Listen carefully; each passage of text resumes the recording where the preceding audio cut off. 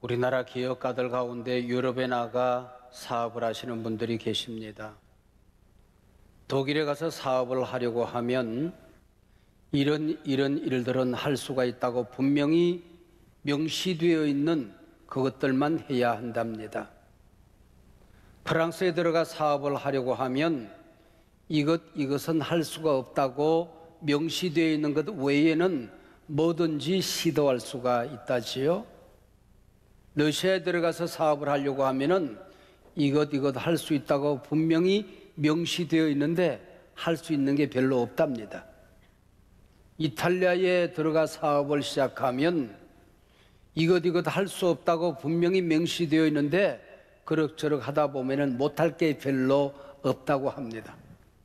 우리나라는 어떻습니까? 아마 여러분들이 컨셉을 만들어 보면 퍽이나 재미있는 이야기거리들이 나올 법도 합니다. 참고로 옛날에 우리나라에서는 되는 것도 없고 안 되는 것도 없다고 얘기를 했습니다.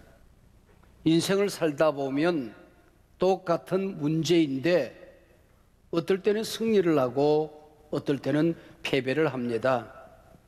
어떨 때는 할 수 있고 어떨 때는 할 수가 없습니다. 여러분, 그 차이를 아는 것은 인생을 살아가는 우리의 지혜를 얻는 가운데 대단히 중요한 일이지요.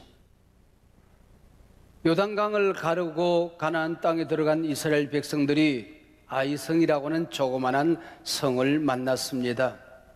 7장에서는 보기 좋게 창피를 당하고 아주 혼쭐이 납니다.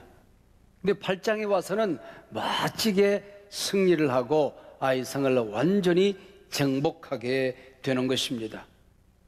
7장 실패한 다음에 8장 승리하기 전에 하나님 앞에 해결해야 될 문제가 있었던 것이요. 그리고 하나님께서 여호수아와 이스라엘 백성들에게 찾아옵니다. 그리고 하시는 말씀이 다시 일어나라, 다시 도전해라, 다시 시작해보자 말씀하십니다. 이 하나님의 말씀을 듣는 게 굉장히 중요합니다. 그래서 오늘 설교 제목이 다시 일어나라, 다시 일어나라입니다. 제가 만약에 여호수아서를 기록하는 성경의 저자였다고 한다면은 저는 6장에 여리고를 정복하는 그 멋진 승리를 기록한 다음에 7장에 실패를 쏙 빼고 8장에 아이성 싸움과의 그 멋진 승리를 기록해 놓고 싶습니다. 어차피 역사라고 하는 게 모든 것을 다 기록할 수는 없지 않겠습니까? 뺀다고 하더라도 문제될 게 없는 것이요. 그러나 성경은 아이성과의 싸움을 시도하고 처절하게 실패하는 이 장면을 생생하게 기록하고 있습니다.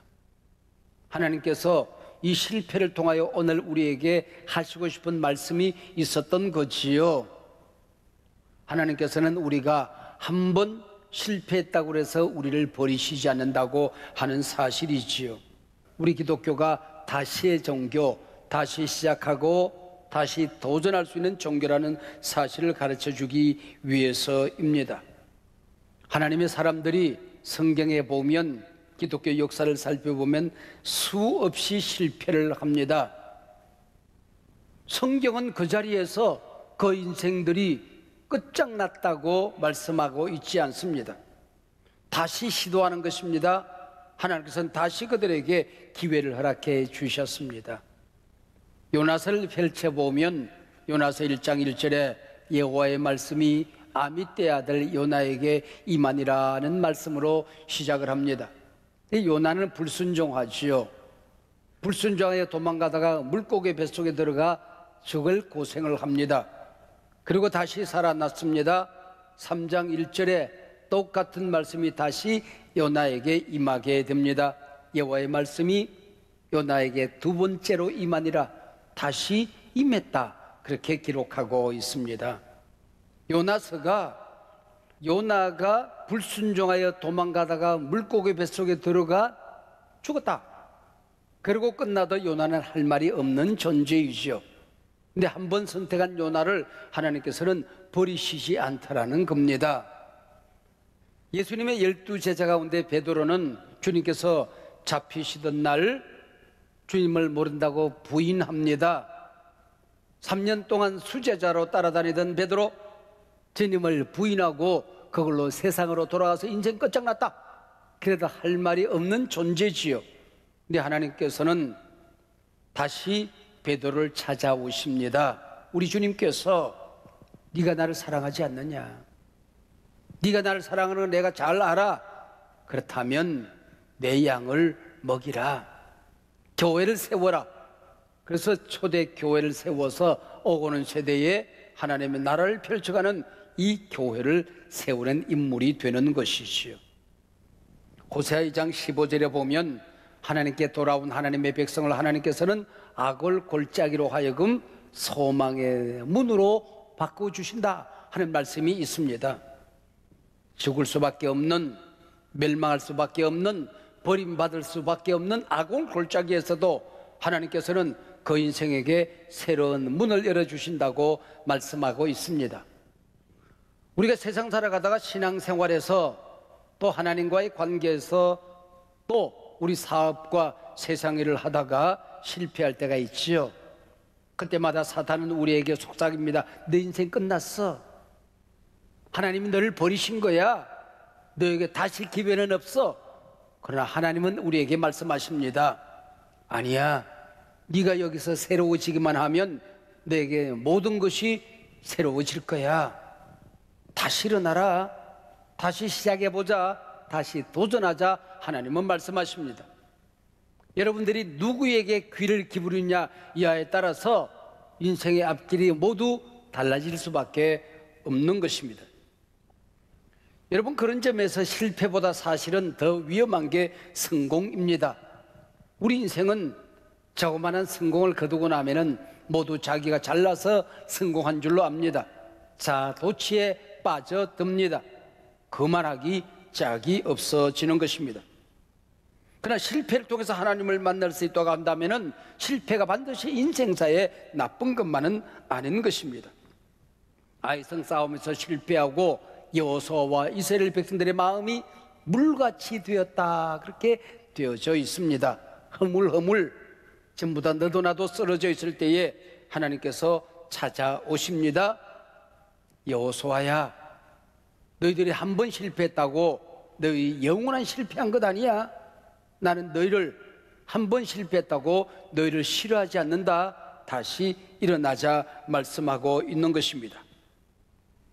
7장에서 교만하고 자만하다가 보기 좋게 실패했던 여호수아와 이스라엘 백성들, 다시 하나님 앞에 자기 자신의 전열을 가다듬고 하나님과의 관계를 깨뜨렸던 아간 문제를 정리합니다. 그리고 성경 말씀이 열려지면 오늘 본문 8장 1절, 두려워하지 말라, 놀라지 말라, 너희 실패했던 그 아이성을 내가 너에게 도로 넘겨주리라라고 말씀하고 있는 것이죠.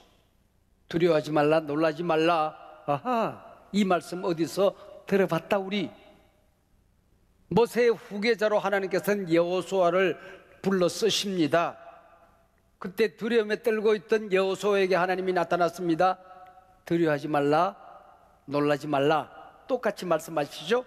그래서 오늘 8장 1절은 여호수아 1장 9절의 속편이라고 할 수가 있는 것입니다. 네가 어디로 가든지 내가 너를 떠나지 아니할 거야, 너와 함께 할 거야 말씀하셨던 하나님께서 오늘 8장에 다시 모세를 찾아오시는 것입니다. 여러분, 얼마나 감사한 일입니까? 여러분, 인생은 실패할 수 있고 실수할 수 있지요. 우리가 세상사에 또 신앙생활에 실패하고 실수했을 때에 하나님께서 일어나라, 내가 너와 함께한다, 너를 버리지 않는다, 이 말씀하시기 위하여 내게 찾아오시는 하나님을 만난다는 게 얼마나 근사한 일입니까? 얼마나 감사한 일입니까? 여러분, 우리가 하나님의 자녀라고 한다면은 여러분은 실패 때문에, 실수 때문에 망하지 않습니다. 믿어주시기를 바랍니다. 믿어주시면 아멘. 하나님께서는 우리가 실패한 그 자리에서 다시 일어나라 말씀하는 것이요. 지난 주간에 우리 한국계 중요한 인사 한 분을 만나서 함께 식사하는 시간을 가졌습니다. 그분이 제게 그런 말씀을 하시더라고요. 목사님은 평생 사시면서 실패라고는 고생이라고는 모르는 귀공자로 살았을 것 같습니다. 그러더라고요. 여러분, 제가 얼마나 흙수저 가운데 흙수저인지를 알지만은 그분은 나를 알아보더라고요. 여러분, 제가 이래도요, 대학생 시절부터 벤처기업가였습니다. 여름방학, 겨울방학이 되면은 저는 사업을 벌렸습니다. 어떨 때는 리아카 한 대를 구입해서 수박 벤처기업을 제가 차렸습니다. 수박 장사를 했어요.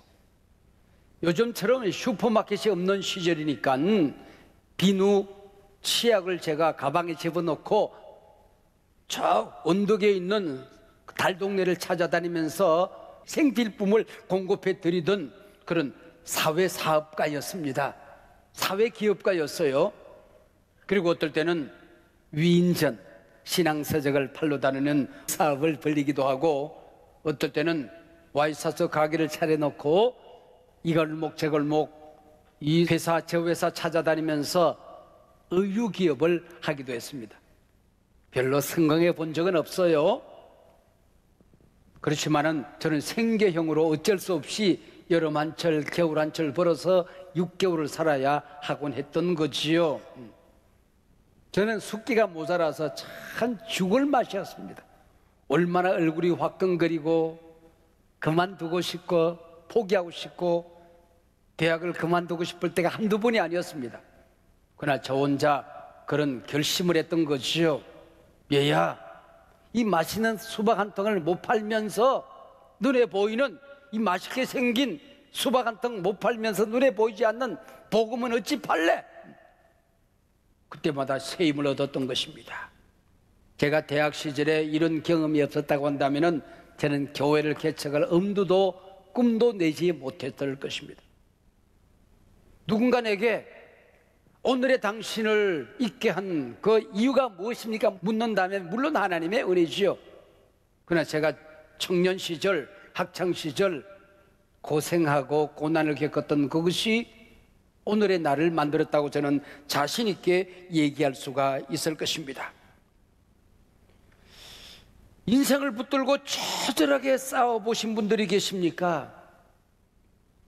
그분들은 저와 함께 고백할 수 있는 게 있을 거예요. 내 인생, 내 계획대로 됩니까? 내 뜻대로 되던가요? 돌이켜보면 모든 것이 하나님의 은혜였습니다. 우리가 지금 누리는 조그마한 분복, 행복, 기쁨, 모든 삶의 환경, 하나님의 은혜 아니었습니까? 요단강을 건넜습니다. 여리고를 멋지게 정복했습니다. 이스라엘 백성들 눈에 뵈는 게 없었습니다. 아이성을 만났을 때에 한 주먹거리도 안 된다고 생각을 했습니다. 그러다 망신살이 뻗쳤죠. 그러면서 이스라엘 백성들 뭘 깨달았을까요? 여러분이 한두 번 성공했다고 그래서 거드름을 피우다가 처절하게 깨지고 깨닫는 게 뭐던가요? 아무리 작은 일이라도 하나님이 함께하지 않으면, 하나님이 도와주시지 않으면 이길 수 있는 게 별로 없다는 것을 우리는 알게 되는 것입니다. 우리 인생사에 아무리 어려운 문제를 만나도, 인생의 난제를 만나도, 엄청난 사건을 만나도 하나님이 함께 하시면, 하나님이 도와주시면, 하나님의 약속이 거기 있으면, 말씀대로 살아보면 능치 못함이 없느니라. 할렐루야. 이게 신앙이요, 이게 인생사이더라고 하는 거지요. 그런 점에서 실패는 인생의 스승이었습니다. 아이성 패배 앞에서 가장 낙심이 되어 있는 사람이 누구였을까요? 아마 여호수아였을 것입니다. 하나님께서 여호수아를 찾아오셨습니다. 얼마나 놀랐니? 또 한 걸음도 움직일 수 없지? 두려워? 그러나 이제 저 성을 내가 너희 손에 붙였으니 네 것이야. 이미 이겨놓고 싸우는 거니까 담대하라, 여호수아에게 말씀하시는 것입니다. 다독여 주시고 계시는 것이시요. 이 시간 여러분들 여호수아의 모습이 꼭 자기 자신의 모습처럼 이 시간에 웅크리고 있는, 두려움에 떨고 있는, 절망과 낙심에 빠지는 분이 계십니까? 여호수아를 찾아오신 하나님께서 여러분 한 분 한 분을 이 시간에 찾아가시기를 축복합니다. 다시 일어나라, 내가 너에게 다시 기회를 주었으니 도전해보자, 다시 시작해보자, 하나님의 음성을 듣는 이 시간이 되시기를 바랍니다. 가나안 땅에 첫 발을 내디뎠을 때에 난공불락 예리고성이 그 앞에 버티고 서 있었습니다. 하나님께서 말씀하시지요. 제사장들은 내가 너희와 함께 한다는 것을 백성들에게 보여주어라. 벗개를 메고 돌아라. 그리고 너희 가운데, 너희 앞에, 너희 등 뒤에 하나님이 계시다는 사실을 믿고 침묵 가운데 예리고성을 돌아라. 마지막 날 내가 외치라 할 때에 외치라. 그러면은 모래성처럼 무너질 것이다. 정말 어마어마한 사건을 경험하게 되는 것이죠. 이스라엘 백성들이 얼마나 큰 충격을 받았을까요? 그 순간 모든 백성들이 보라, 우리는 얼마나 위대한 민족이냐, 마치 자기 자신들의 능력으로 예리고성을 무너뜨리기처럼 자만에 빠져들게 되는 것입니다. 아이성을 만났을 때에 하나님과 아무런 의논이 없습니다. 3,000명이면 능히 이길 수 있습니다. 그래서 한 주먹거리도 안 된다고 생각하고 들어갔다가 톡톡하게 망신살이 뻗쳤습니다. 낙심하 있을 때에 하나님이 다시 찾아오십니다. 다시 일어나라. 그리고 다시 한번 멋진 전략을 세워서 아이성을 정복하게 하는 이야기가 8장의 이야기지요. 오늘 본문 아이성을 정복하는 이 사건을 읽어보면 반복되는 단어들이 참 많이 등장합니다. 먼저 매복이라는 단어가 4번씩이나 등장합니다. 복병이라고 하는 말이 6번씩이나 등장합니다. 그러니까 이 사건을 이길 수 있는 전략은 매복작전, 복병 전략이었던 것이요. 5,000명의 복병이 스물적이고 매복되어 있습니다. 본진이 이제 아이성을 공격해 들어가는 겁니다. 저것들이 혼나고도 또 쳐들어와. 그리고는 성문을 열고 아이성 군사들이 물밀듯이 밀려 나옵니다. 그리고 도망가는 척 유인작전에 들어가게 되는 것이죠. 죽이라, 한 놈도 남기지 마라. 아마 제법 거드름을 피웠던 것 같습니다. 한참이나 따라가다가 뒤를 돌아보니 자기들이 살던 아이성이 불길이 솟구치고 있습니다. 온 천지가 연기로 뒤덮여 있었습니다. 아차, 유인당했구나. 후퇴, 성으로 돌아가라. 그랬더니 이미 5,000명 매복되어 있던 복병들이 아이성에 불을 지르고 길을 가로막고 도관에 던지로 이 아이성 사람들을 모조리 죽이게 되는 것이지요. 그래서 8장 22절에 보면 그들이 이스라엘 중간에 던지라. 도망가던 본진이 뒤로 돌아서서 공격해 옵니다. 도망가려고 하니 5,000명 복병이 가는 길을 가로막습니다. 도관에 든 쥐였다라고 기록하고 있는 것입니다. 여러분, 하나님께서 아이성을 이스라엘 백성들의 손에 붙였습니다. 그리고 너희들이 마음껏 싸워봐라가 아니고 하나님께서는 치밀한 전략, 작전을 세워주시는 것입니다. 이름하여 복병 매복 작전이었던 것이시요. 하나님께서 여러분을 하나님의 자녀 삼으셨습니다. 하나님께서 여러분에게 믿음을 주시고 기도의 능력을 주시고 말씀을 주시고 약속을 주셨습니다. 여러분이 인생을 멋지게 승리할 수 있도록, 여러분에게 주어진 그 과제를 아름답게 승리할 수 있도록 하나님께서는 치밀한 계획과 작전을 가지고 계십니다. 오늘 이 시간에 지혜로 허락하여 주실 줄로 믿습니다. 어제 하루 동안 이 자리에서 우리 교육자들이 한국교회를 대상으로 비대면 목회 세미나를 가졌지요. 복음의 본질은 변하지 않습니다. 교회가 주님의 신부요 주님의 몸이라는 이 사실은 변하지 않습니다. 그러나 세상이 달라지면, 시대가 달라지면 그 복음을 담는 교회가 죄의 복음을 전하는 그 그릇은 달라질 수밖에 없는 것이지요. 이게 이름하여 요즘 말로 말하면 시대 정신이라고 하는 것입니다. 여러분, 세상이 달라지면 우리의 전략도 달라져야 하는 거지요. 우리나라 모 정당이 지금 당 대표를 뽑는 선거를 한다고 좀 시끌벅적하더라고요. 근데 4선이 어떻고 5선이 어떻고 중진들이 지금 톡톡하게 좀 창피를 당하는 것 같아요. 저도 시니어이기는 마찬가지입니다만은 우리는 산업화 시대를 살아왔던 사람 아닙니까? 그리고 민주화 시대를 헤쳐왔던 세대들입니다. 그래서 우리 사고방식이 이게 잘 살아보세요. 사고방식.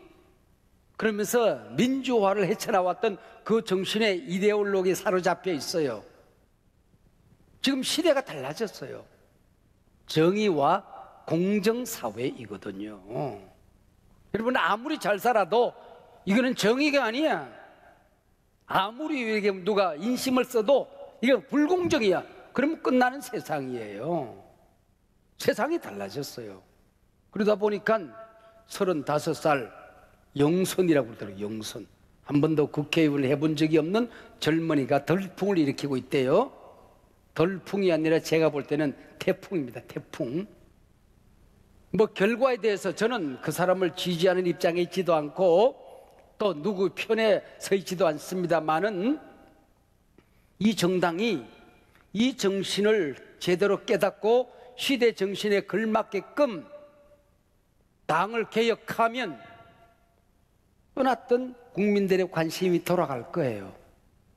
다른 정당도 마찬가지예요. 이 시대 정신에 걸맞게끔 공정사회를 만들어가면 이 가치를 만들어가고 국민의 마음을 읽기 시작하고 등 돌렸던 국민들이 바라보기 시작하면 새로운 기회를 만들 수가 있을 거예요. 그러나 그게 아니면 자기 진영에 갇혀서 진영을 뚫고 올라오기는 퍽이나 어려울 것입니다. 보리새우란 놈이 있어요. 이놈은 몸이 성장할 때마다 껍질을 벗어요. 그러면서 몸이 껍질을 한 번 벗을 때마다 커지는 거야. 근데 세월이 지나고 나이가 들어가면서 어느 날 껍질을 벗으려고 하는데 안 벗겨져. 그 껍질이 너무 딱딱해졌어. 껍질을 못 벗으면 껍질에 갇혀서 죽는 겁니다. 한국교도 마찬가지예요. 그동안 세상이 달라질 때마다 1차, 2차, 3차, 4차 산업혁명 시대를 헤쳐나오면서 허물을, 껍질을 잘 벗었어요. 그러나 오늘 우리 시대에 이 비대면 팬데믹 시대에 다시 적응하지 못하면 여러분 껍질 속에 갇혀서 죽는 거예요. 기업도 마찬가지고 정당도 마찬가지고 인간도 마찬가지고 가정도 마찬가지예요. 달라져야 되는 것입니다. 한국 교회가 번영신학, 잘 살아보자 신학, 물량주의, 한국교회 이기심 여기에 갇혀 있으면 이 껍질에 갇혀서 죽을 거예요. 그러나 이것을 뚫고 나오면 다시 기회는 주어지는 것입니다. 복음전도의 기회가 다시 살아나게 될 것입니다. 넘어졌던 교회들이 일어나게 될 것입니다. 꺼졌던 물이 타오르게 될 것입니다. 축복의 새 시대를 열어가게 될 줄로 믿습니다. 이게 여러분 시대 정신이라는 거예요. 새로운 전략이 필요한 것입니다. 오늘 본문 8장 바로 새로운 전략, 새로운 작전을 하나님께서 그들에게 허락해 주시는 것입니다. 여러분, 우리는 알아요. 우리가 아버지 하나님, 우리가 부르는, 우리가 믿는 그 하나님이 역사의 주인이라는 사실을, 기회를 주시는 분도, 시간을 허락하시는 분도, 우리에게 분복을 주시는 분도 역사의 주인 하나님이십니다. 그분이 능력도 주시고 은사도 주시는 거예요. 주님이 주셨다, 하나님께서 너에게 맡겼다, 이제 가져라, 취하라는 말이 또 역시 반복적으로 등장하고 있습니다. 여리고성의 첫 성은 헤렘 전쟁입니다. 거기는 모든 것은 하나님께 바친 것으로 되어져 있었습니다. 누구도 가져서는 아니 되는 겁니다. 아간이 거기 있는 하나님께 바친 것을 가졌다가 멸망합니다. 여러분이 아간이 조금만 참았으면 될 거잖아요. 앞으로 수도 없는 전쟁을 치르게 될 것인데 조금만 기다리면 거기 있는 모든 것들은 가지라, 취하라, 누리라 하나님이 말씀하시는 것입니다. 여러분, 하나님이 주시지 않은 것을 가지려고 하면 큰일 납니다. 망합니다. 인내하고 기다리고 기도하면 하나님이 허락하십니다. 내가 너희 손에 주었다, 맡겼다, 취하라, 가지라, 누리라 하나님께서 우리에게 말씀해 주시는 것입니다. 우리가 흔히 입버릇처럼 하는 말이 있지 않습니까? 말씀보다 앞서지 말아라, 기도보다도 앞서지 말아라, 하나님보다도 앞서지 말아라.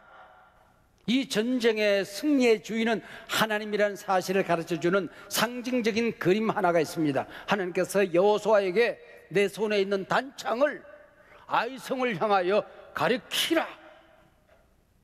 이건 하나님의 능력, 하나님의 임재, 하나님의 약속을 상징하는 것입니다. 여호수아의 손에 들려진 단창이 아이성을 가리키고 있는 동안은 전쟁에서 승리하여 아이성을 완전히 정복하게 되었다 하는 이야기입니다. 이 사실을 통하여 여호수아가 무엇을 깨달았을까요? 그도 젊은 장수 시절 자기가 군사들을 이끌고 전쟁터에 나가 전쟁을 치릅니다. 그러나 정작 전쟁의 승패는 자신들이 어떤 전략을 세우느냐, 얼마나 영맹무쌍하게 싸우냐 여하에 따라서 달린 것이 아니라 산 위에서 모세의 손이 들려지면 이스라엘이 이기고 모세의 손이 내려지면 이스라엘이 지었던 그 아말렉과의 전쟁을 아마 생각했을 것입니다.